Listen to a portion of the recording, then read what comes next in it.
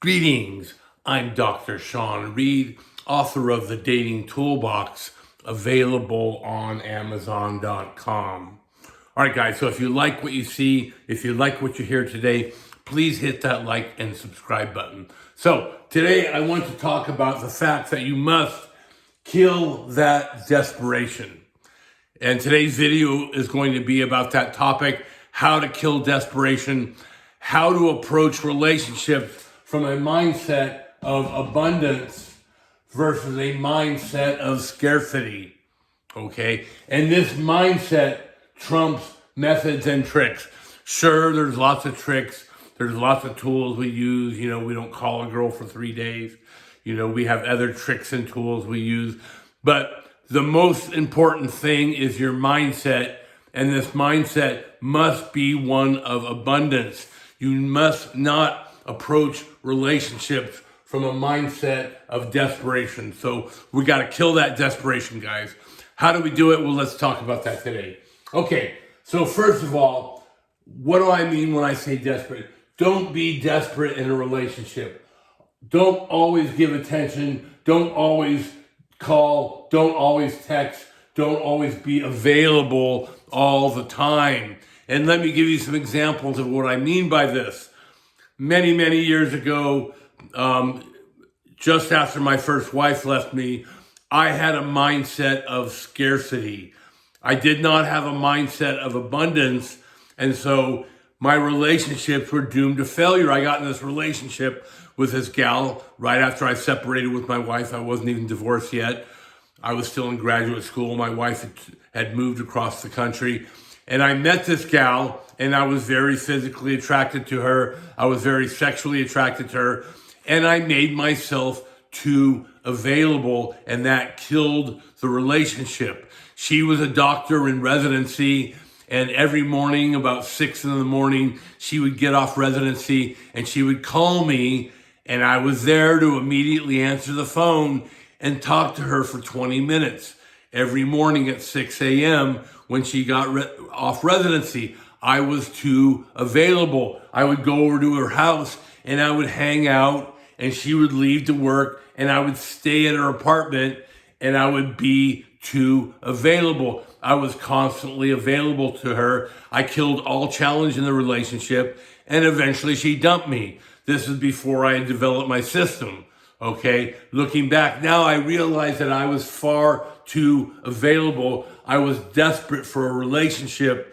And when you're desperate for a relationship, you're not likely of having a successful one. All right, guys. So what do we need to do? Number one, we need to be willing to walk away. Always have a mindset that you are willing to walk away from any relationship. It doesn't matter if you just met a gal. It doesn't matter if you're 20 years into a relationship. You must always have that mindset that no matter what, you can go out and you can meet, you can game, and you can get other women to give you your phone numbers, to date you, to go out with you. Okay, you must always have that mindset. So that's why I talk about all these fundamentals, these fundamental skills you must develop: the ability to open women, the ability to talk to women, the ability to get phone numbers, the ability to get dates. If you have a fundamental belief in yourself that you are able to do these things, you will never come off as desperate. You will always come off from a position of abundance and not scarcity. So that's why I hammer time and again, you've got to work on these skills, right? And I talk about this in my own relationship. You got to do date nights in a relationship. I would like to do a date night every weekend. My wife's extremely busy, so we only really do date nights maybe once or twice a week. But if I really want to do a date night and she doesn't, I'll just go out with my buddy, and I know that I can, even though I'm old, I'm not that good looking anymore, I'm still able to talk to women. I'm still able to open women. I start conversations. I get them laughing. I get them talking. Again, guys, the key is to get that woman talking. If you can get a woman talking to you and you're listening, you're golden. I know I can do that, so I go out to the clubs and I'm dancing and I'm holding hands. I'm not cheating, but I'm dancing and I'm having a good time with other women. That happens if my wife doesn't want to go out with me. So my wife knows darn well that she had better do a date night. Okay, so let's go back to some of this other stuff, some of these other fundamentals. You have to always be willing to walk away. And again, guys, no matter what stage of the relationship you're in, you have to have this mindset, okay? You are the prize. You have to always remember in relationships, you are the prize. You're not putting a woman up on a pedestal. That's a huge mistake. That's why we don't do things like expensive dinner dates early on in the process, because you're paying her to be with you. You're putting her on a pedestal. We don't do that. The mindset is that she is lucky to be with you. So what we do early while we're meeting a woman, when we first meet a woman, and usually for at least a year into the relationship, is we are screening her. Okay? You are the prize. You are screening her. She has to prove herself worthy to be with you. That is the key, guys. That's the mindset you always have to approach relationships from. Okay, so how do we weed out women? We want to get rid of women that are disinterested. Okay, I've talked about this before.